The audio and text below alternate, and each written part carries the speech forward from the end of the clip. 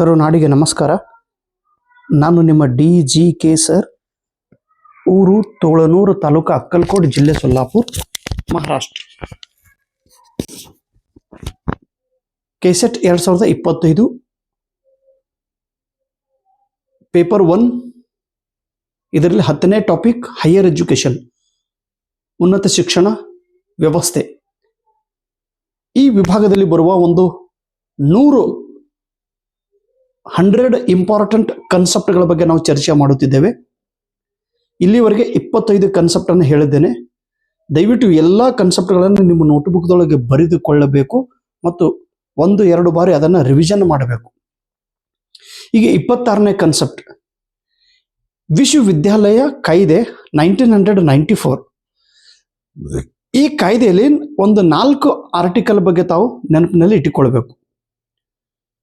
Article 81 ಇದು condition for affiliation and ರಿಕಾಗ್ನೈಸೇಷನ್. ಒಂದು ವಿಶ್ವವಿದ್ಯಾಲಯದ ಕೆಳಗೆ ಯಾವ ಯಾವ ಕಾಲೇಜ್ಗಳಿಗೆ ನಾವು ಮಾನ್ಯತೆಯನ್ನು ಕೊಡಬೇಕು, ಅದನ್ನು ಹೇಗೆ ರಿಕಾಗ್ನೈಸೇಷನ್ ಮಾಡಬೇಕು, ಯಾವ ಕಂಡೀಷನ್ ಆಧಾರ ಮೇಲೆ ಅವುಗಳನ್ನು ನಾವು ಮಾನ್ಯತೆ ಕೊಡಬೇಕು ಅನ್ನೋದ್ರ ಬಗ್ಗೆ ಮಾಹಿತಿ ಹೇಳಲಾಗಿದೆ. Article 82 procedure of permission to grant.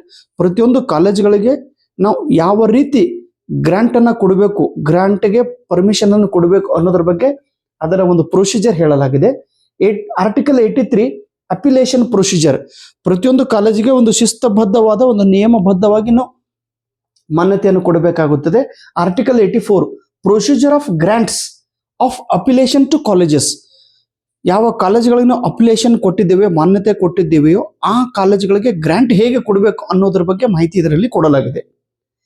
ಇನ್ನು ವೆಟರ್ನರಿ ಎಜುಕೇಶನ್, ಪಶು ವೈದ್ಯಕೀಯ ಅಂತೇಳಿ ಕರಿತೀವಿ. ಪಶುಗಳ ಬಗ್ಗೆ, ಪಶು ಪಕ್ಷಿ ಪ್ರಾಣಿಗಳ ಬಗ್ಗೆ ಒಂದು ವೈದ್ಯಕೀಯ ಕಾಲೇಜಸ್ಗಳು ಇಲ್ಲೇ ನೋಡ್ರಿ, ಎಲ್ಲಿ ಬೀದರ್ಕ್ ಅದ ನೋಡ್ರಿ ವೆಟರ್ನರಿ ಯೂನಿವರ್ಸಿಟಿ. ಈ ವೆಟರ್ನರಿ ಶಿಕ್ಷಣ ಅಂದ್ರೆ ಪಶು ವೈದ್ಯಕೀಯ ಶಿಕ್ಷಣ, ಇದು ಮೆಡಿಕಲ್ ಎಜುಕೇಶನ್ ಅಡಿಯಲ್ಲಿ ಬರುತ್ತದೆ. ಅದೇ ರೀತಿ ವೆಟರ್ನರಿ ಎಜುಕೇಶನ್ ಇದು ಅಗ್ರಿಕಲ್ಚರ್ ಶಿಕ್ಷಣದ ಕೆಳಭಾಗದಲ್ಲಿ ಕೂಡ ಬರುತ್ತದೆ. Because it is related to both concept. Agriculture ಎಜುಕೇಶನ್ಗೆ ಕೂಡ ಸಂಬಂಧಪಟ್ಟಿದೆ, ಯಾಕಂದ್ರೆ ಎಲ್ಲ ಪಶು ಪಕ್ಷಿ ಪ್ರಾಣಿಗಳು ಅಗ್ರಿಕಲ್ಚರ್ ರಿಲೇಟೆಡ್ ಐತಿ. ಈ ಪಶು ಪಕ್ಷಿ ಪ್ರಾಣಿಗಳ ಒಂದು ಅವುಗಳಿಗೆ ಏನಾದರೂ ತೊಂದರೆ ಐತೆ ಅದನ್ನ ಹೇಗೆ ಕಡಿಮೆ ಮಾಡಬೇಕು ಅನ್ನೋದ್ರ ಬಗ್ಗೆ ಮೆಡಿಕಲ್ ಎಜುಕೇಶನ್ ಕೂಡ ಹೇಳುತ್ತೆ. ಹೀಗಾಗಿ ಇವು 2 ಕ್ಷೇತ್ರದ ಕೆಳಗೆ ವೆಟರ್ನರಿ ಎಜುಕೇಶನ್ ಕೆಲಸ ಮಾಡುತ್ತಿದೆ. A unit by which a course work is measured. ಒಂದು ಕೋರ್ಸ್ ವರ್ಕ್ ಅನ್ನ ನಾವು ಯಾವ ರೀತಿ ಎಣಿಕೆ ಮಾಡುತ್ತೇವೆ, ಯಾವ ಆಧಾರದ ಮೇಲೆ ಎಣಿಕೆ ಮಾಡುತ್ತೇವೆ, ಆ ಆಧಾರಕ್ಕೆ ಆ ಯೂನಿಟ್ಗೆ ನಾವು ಕ್ರೆಡಿಟ್ ಎಂದು ಕರೆಯುತ್ತೇವೆ. ಇಲ್ಲಿ ಕೆಲವೊಂದು ಇನ್ಸ್ಟಿಟ್ಯೂಷನ್ಸ್ಗಳದವ್ರಿ ನಮ್ಮ ಭಾರತ ದೇಶದೊಳಗೆ. ಅದು ಯಾವ ಸ್ಥಳದಲ್ಲಿ ಇದೆ ಅನ್ನೋದನ್ನ ನೋಡೋಣ.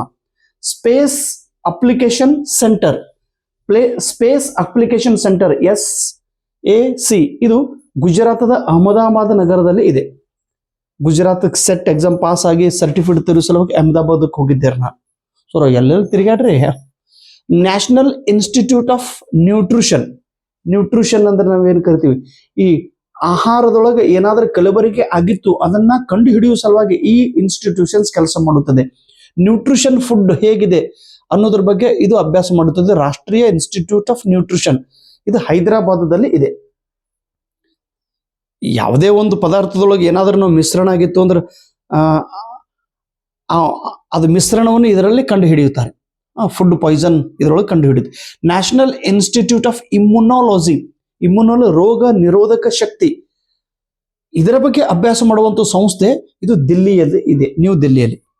ದೆನ್ ಇಂಡಿಯನ್ ಇನ್ಸ್ಟಿಟ್ಯೂಟ್ ಆಫ್ ಪೆಟ್ರೋಲದ ಬಗ್ಗೆ ಸಂಶೋಧನೆ ಮಾಡುವಂಥ ಇನ್ಸ್ಟಿಟ್ಯೂಷನ್ಸ್ ಇದು ಉತ್ತರಾಖಂಡದ ಡೆಹ್ರಾಡೂನ್ ನಗರದಲ್ಲಿ ಇದೆ.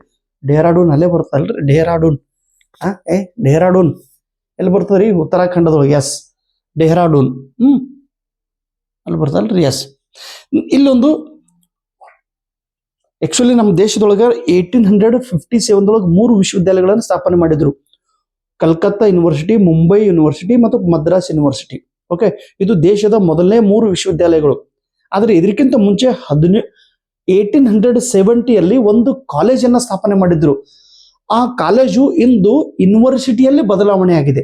ಹೀಗಾಗಿ ಇದಕ್ಕೆ ಒಮ್ಮೊಮ್ಮೆ ನಾವು ಭಾರತದ ಮೊದಲನೇ ವಿಶ್ವವಿದ್ಯಾಲಯ ಎಂದು ಕೂಡ ಈ ಯೂನಿವರ್ಸಿಟಿ ಕರೆಯುತ್ತಾರೆ, ಪ್ರೆಸಿಡೆನ್ಸಿ ಯೂನಿವರ್ಸಿಟಿ. ಇದರ ಯೂನಿವರ್ಸಿಟಿಯ ಕೆಳಗಡೆ ಒಂದು ಮೋಟೋ, ಒಂದು ವಾಕ್ಯ ಇದೆ, ಎಕ್ಸಲೆನ್ಸ್ ಸಿನ್ಸ್ 1870 ಅಂತೇಳಿ. ಎಕ್ಸಲೆನ್ಸ್, ಉತ್ಕೃಷ್ಟ, since 1870 is the motto of the University of India. The university is Presidency University. Okay, next, in the preamble of the Indian constitutions, ಭಾರತದ ಸಂವಿಧಾನದ ಮುಖಪುಟದಲ್ಲಿ ಒಂದು ಪ್ರಿಯಂಬಲ್ ಇದೆ. ಅದರಲ್ಲಿ 4 ಒಂದು ತತ್ವಗಳನ್ನು ಅವರು ಹೇಳಿದ್ದಾರೆ, 4 ಐಡಿಯಲ್ಸ್ಗಳನ್ನು ಹೇಳಿದ್ದಾರೆ.